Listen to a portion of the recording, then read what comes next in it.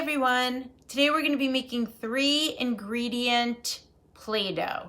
This is an activity that's going to need adult or older sibling assistance because we will be using the stovetop. But everyone get your supplies together. We're going to need cornstarch, baking soda, water, and something to put our Play-Doh on as it cools. Hi guys, it's Miss Ariana. I know part of the joy of coming to the library to do crafts is that we get to make the mess at the library.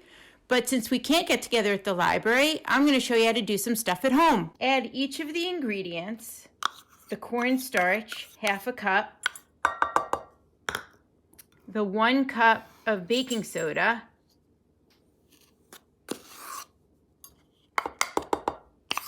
and the water to a saucepan before you put it on the heat.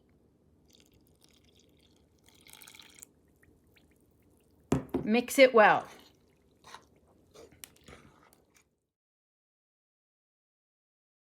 Put the saucepan on your stovetop. Turn the heat to medium.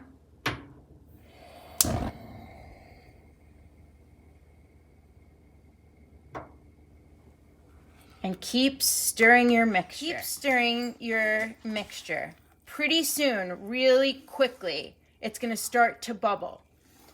Keep stirring it for about 4 to 5 minutes until a ball starts to form.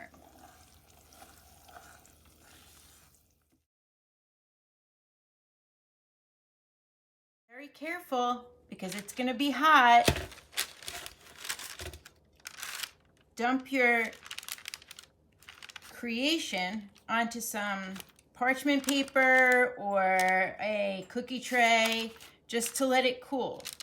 You could smooth it out a little, and you're going to have to let it cool there for a little bit. After the dough cooled, it took ours about 10 minutes. I flipped it over halfway through so the bottom could get cool. I just ripped off little pieces of it into about 1/5 and started working the dough like this. It's very fun. And there you have it.